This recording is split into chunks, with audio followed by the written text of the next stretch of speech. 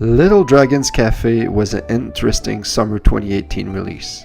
It came out with next to no fanfare, but it had some pretty interesting potential behind it. After all, the man behind the popular Harvest Moon series was the guy who made the game. Little Dragon's Café was his dream project. In fact, he plans to make this into a franchise with a sequel already in the planning stages.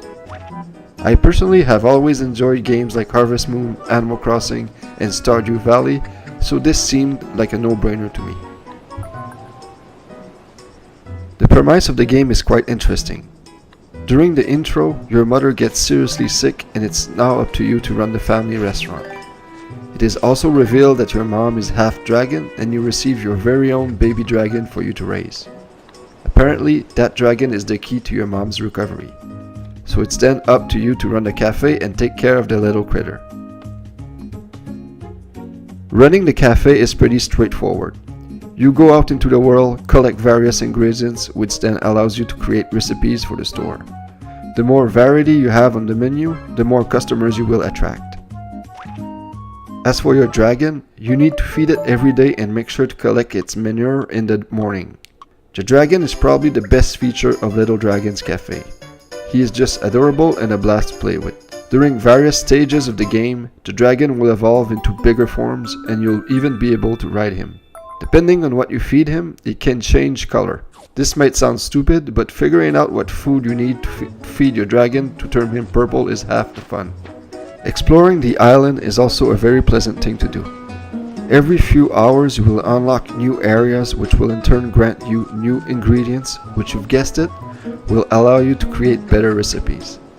It's a simple collecting mechanic that works well and keeps pushing you to keep playing. It also helps that the game is simply gorgeous to look at. The hand-drawn visuals are stunning. However, the game doesn't exactly run well on the Switch. Loading times are plentiful and there is some considerable lag that makes it so the game doesn't always register button presses. It seems like 1 out of 3 jumps will go unnoticed because of performance issues. It is worth noting that if you opt for the PS4 version, the game will run much better. Little Dragon's Cafe has a diverse cast of colorful characters. I found most of their stories to be charming and interesting, and I loved it whenever a new character was introduced. However, this does bring the game's biggest issue, which is why it currently sits with a 65 Metacritic score. Pacing is simply horrible. I've said before that riding your dragon is arguably the best feature. Well, to grow your dragon, you need to complete chapters.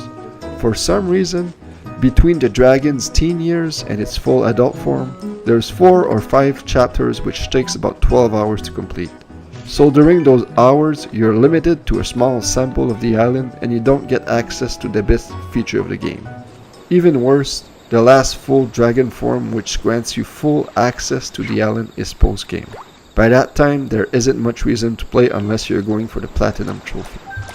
The game also has some very boring minigame-like features you need to do. Being a waiter/servant plays the same way the entire game. You need to get the food to the customers, pick up the dishes, and make sure everyone is happy. While doing so, some of your co-workers will inexplicably start slacking off right in front of your eyes. From the first hour to the 30th, they will do the exact same thing for no reason. One guy will start playing air guitar, your sister will start sweeping the floors in the middle of a giant rush, one lady will go on a tantrum. It's pointless, stupid, and doesn't add anything to the gameplay. Another issue I have is that you'll always be running out of ingredients. It is baffling to me that the guy behind Harvest Moon didn't come up with a better way for you to resupply. Instead of always going on the same tedious runs every day, it would have been much better if they would have included some farming in the game. If you could farm some of these ingredients and get a good supply of them back every week, that would remove some of the tedious tasks included. Little Dragon's Cafe had a lot of potential. In my opinion, a sequel could easily correct many of its flaws. As it stands now, I can only recommend the game to the most hardcore Harvest Moon fans out there. I personally did have some fun with the game, but I would easily recommend games like Stardew Valley over it. It's a solid effort, but one that will be forgotten pretty fast.